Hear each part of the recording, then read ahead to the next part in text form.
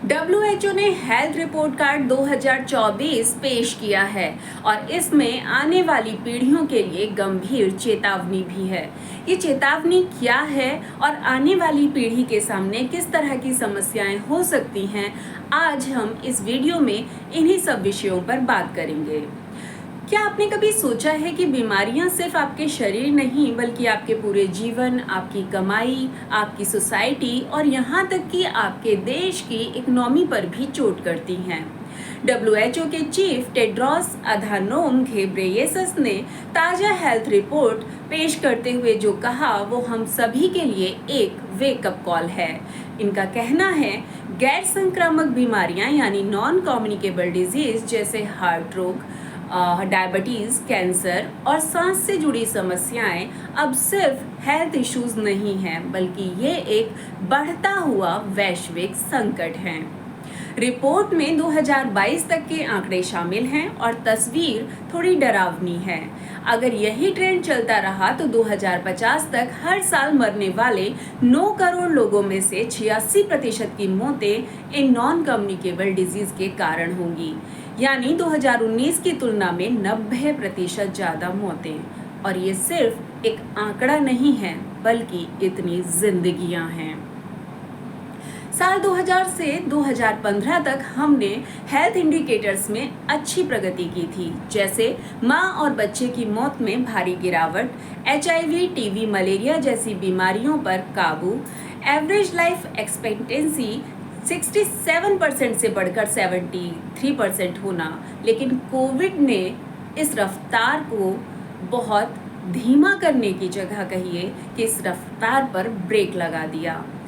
अब जिस तरह से लाइफ एक्सपेक्टेंसी कम हुई है उस पर चिंता करना लाजमी है। अगर आंकड़ों की बात करें तो साल 2020 से 2021 के बीच कोविड के कारण 336.8 मिलियन सालों का जीवन खो गया। मतलब इतने साल का जीवन हमने खो दिया, यानी हर व्यक्ति की औसत जो है जीवन वो 22 साल की ज़िंदगी कम हो गई है। हेल्थ सिस्टम पर प्रेशर इस महामारी के रूटीन के कारण बहुत अधिक पड़ा, जिससे रूटीन बेस पर होने वाला टीकाकरण वो बाधित हुआ और इसके कारण टीबी और मलेरिया जैसी बीमारियों में जो सुधार हुआ था वो उल्टा हो गया। WHO का कहना है कि बहुत से हेल्थ रिस्क तो कम हुए हैं, जैसे स्मोकिंग, अल्कोहल का सेवन, बच्चों में न्यूट्रिशन की कमी, गंदा पानी और सफाई की कमी इत्यादि। लेकिन एयर पोल्यूशन अब भी हाई लेवल पर है और ओबेसिटी लगातार बढ़ रही है। हेल्थ केयर का खर्च कम करने में कोई ठोस सफलता नहीं मिली है, जबकि हेल्थ सर्विसेज तक पहुंच अभी बहुत धीमी है, यानी 2015 से पहले जैसी तस्वीर अभी भी साफ नहीं दिखाई दे रही है।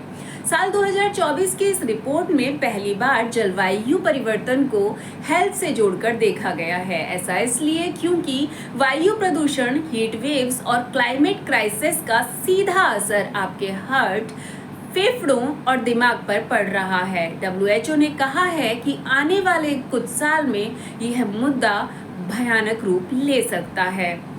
डॉक्टर समीरा अस्मा WHO की असिस्टेंट DG साफ कहती हैं कि प्रगति कभी सीधी लाइन में नहीं चलती।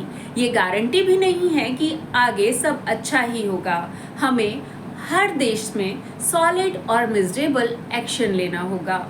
हेल्थ को सिर्फ हॉस्पिटल का मामला ना समझें, यह स्कूल, घर, काम और पर्यावरण हर जगह की जिम्मेदारी है। हेल्थ इन्वेस्टमेंट को खर्च नहीं बल्कि भविष्य की पूंजी समझना चाहिए।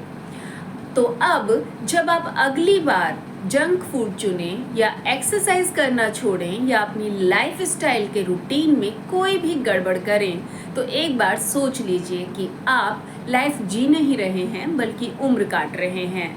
आपके हर एक फैसले में एक पूरी पीढ़ी की सेहत छिपी है।